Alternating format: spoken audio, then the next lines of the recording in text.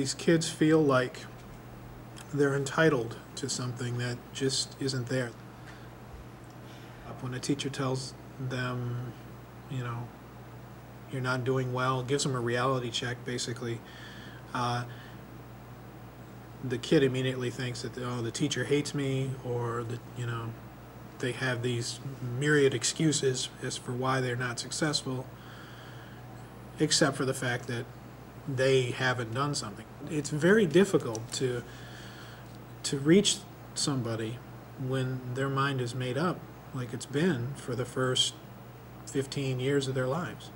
That's what I needed to learn. I agree. No, I agree with you. I got here and I got in Miss Gargasolis' math class and I said, fuck it. She's giving me points because I did it. All I have to do is write shit down and then I have the grade. And I did.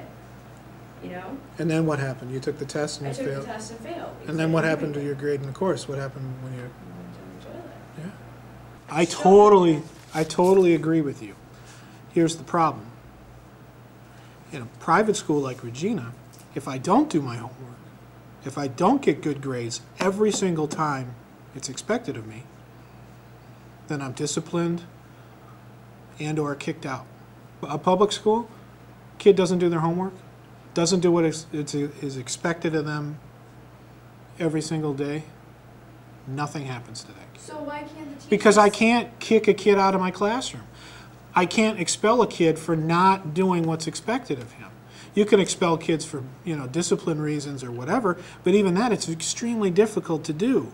You know, why don't you say this is what your grade is based on? Because then they're going to start doing it, and they're going to say, oh shit, you know, if I don't really learn this, and... I give a kid a homework assignment on something I just taught them and expect them to get it right the very next day. I personally feel like that's unfair. What I expect them to come back with the next day is to have the homework completed because I want them to have questions. I want them to say, Mr. Haberek, when I took this home, I didn't understand this, I didn't understand that, so that I can clarify what they're doing. So then, and then the way I assess them is when I give them the test at the end of the week. What kids need to learn is that the homework does need to be done because that's how you learn it. Kids don't understand that. No one cares about doing homework. They say, I'll take notes and I'll pay attention. When the test comes, I will cram my brain with all the knowledge that I didn't learn the whole semester and pass the test. Okay. And you can't do that. I got a 15-year-old kid in an algebra class. I can't convince him to do homework if they haven't done homework for 7 years. No, I think I'm not going to be able to convince them that that's important. They've figured out what's important for them.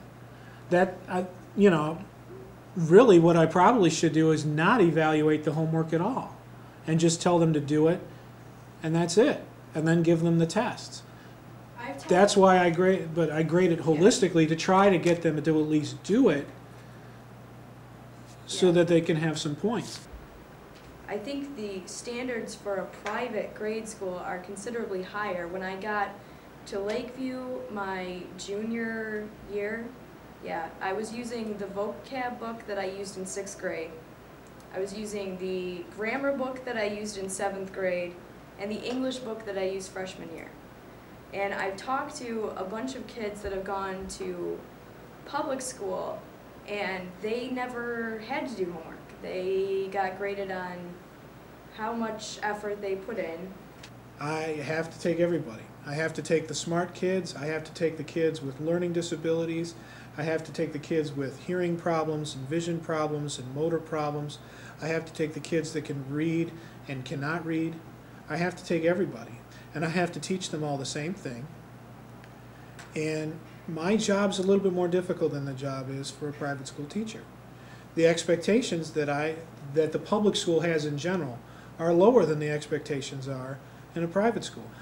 Thus, a private school can have higher standards because they expect more out of their kids. I would like to be able to expect more. I would like to be able to try and elevate kids to a higher level rather than try and lower what I'm doing to reach, you know, whatever the common denominator is of student. And I do think that it's a sad trend in public education that we continue to worry about the lowest common denominator. Say, oh, well, the top 10% are going to do, they're fine. We have to focus on the bottom 30 or bottom 40%.